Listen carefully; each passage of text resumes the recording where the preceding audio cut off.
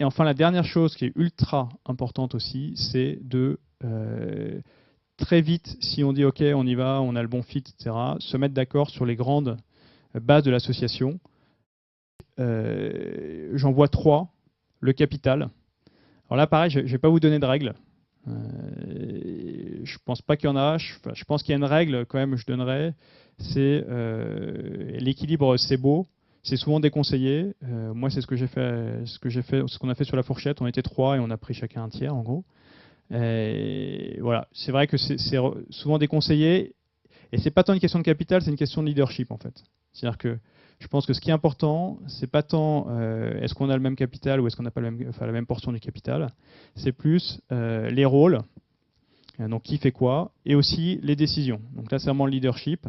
Et il faut être très clair sur, faut quand même qu'il y ait un chef. Dès le démarrage, il faut quand même qu'il y ait un chef où on sait que c'est lui qui porte le projet, c'est lui qui prendra les décisions si on n'arrive pas à se mettre d'accord, et c'est lui qui va aussi driver ne serait-ce que la mise en place de la structure au démarrage, la répartition du capital, des rôles, etc. Voilà. Autant je pense que avoir des actions à peu près équilibrées, ça peut se faire. Autant ne pas bien répartir les rôles et les responsabilités, ça ne marchera pas. Et l'avantage de donner plus de capital à quelqu'un, c'est que ça dit très clairement et objectivement qui est le chef. Voilà. Comme ça, au moins les autres ne se posent pas la question. Et voilà, donc sur les derniers points sur l'association, comment se prémunir, parce qu'une association, comme tout, ça peut ne pas fonctionner. Et comme tout, il faut le prévoir dès le démarrage. Ça aussi, c'est important, évidemment. Et souvent, on oublie parce qu'on se dit, bon, bah, soit c'est quelqu'un qu'on connaît bien, ça va bien se passer, je m'entends super bien avec lui, on est super complémentaires, on a tout pour réussir, on a un super projet, ça va être facile. Mais en fait, ça peut, et quand on en parle à des investisseurs, ils disent que souvent, les associations, au bout d'un certain temps, elles finissent par s'user, on va dire. Nous, on était 3 démarrages, on n'est plus que 2, donc voilà, je ne vous cache pas qu'il y en a un qui est parti. Et donc, c'est important de prévoir ça. C'est comme un contrat de travail qui prévoit ce qui se passe en cas de départ du collaborateur. Important de prévoir le départ possible d'un associé. Donc, le vesting, je ne sais pas si vous savez tous ce que c'est.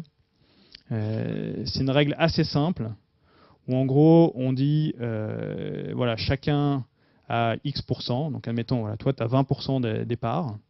Mais on s'engage tous à rester 4 ans sur le projet. D'accord ? Et si jamais il y en a un qui doit partir pour une raison X ou Y avant les 4 ans, en fait, il devra vendre aux autres une partie de ses actions. Voilà. Il aura vesté, c'est-à-dire il peut garder, s'il part au bout de 2 ans, pour faire simple, il peut garder 10% de ses parts, mais il devra vendre les 10% restants. Parce qu'en fait, qu'est-ce que ça veut dire, cette règle-là ? Elle veut dire que une entreprise, ça ne se crée pas en 1 an, quoi. Ça ne se crée pas en 3 mois. C'est-à-dire que c'est pas parce que je me suis donné à fond pendant 1 an que j'ai le droit à autant que ceux qui seront donnés à fond pendant 4 ans. Voilà. Et c'est une règle qui est assez juste et en fait qui permet de, quand il doit y avoir un départ, et voilà, je vous l'ai dit, ça peut arriver, au moins la règle elle est établie dès le début et elle est assez simple. C'est écoute, tu es resté 2 ans, tu as 50% des parts. Tu restes 4 ans, tu as 100% des parts. Voilà. Donc ça s'appelle du vesting. Je pense que ça vaut le coup d'en mettre à tout le monde, potentiellement même au fondateur. Hein. Ça arrive que le fondateur s'en aille. Voilà. Et quand le fondateur s'en va, il n'a pas de raison, d'un point de vue du capital, d'être traité différemment des autres. Parce qu'il y a un moment donné, ce qui compte dans une boîte, c'est le boulot. Voilà. Alors c'est l'argent, mais généralement quand on crée une boîte, on ne met pas beaucoup d'argent, mais surtout du travail. Donc en tant que fondateur, voilà, moi je recommande vraiment de faire un système de vesting. Alors 3 ou 4 ans au démarrage, voilà. Moi je pense que c'est très bien. Deuxième chose, les packs d'actionnaires. Voilà, donc il y a plein de littérature là-dessus, il y a plein de clauses classiques. Ça, je ne vais pas vous en parler plus, mais il faut évidemment en faire un. Ça permet de régir aussi, en gros, la relation entre les actionnaires.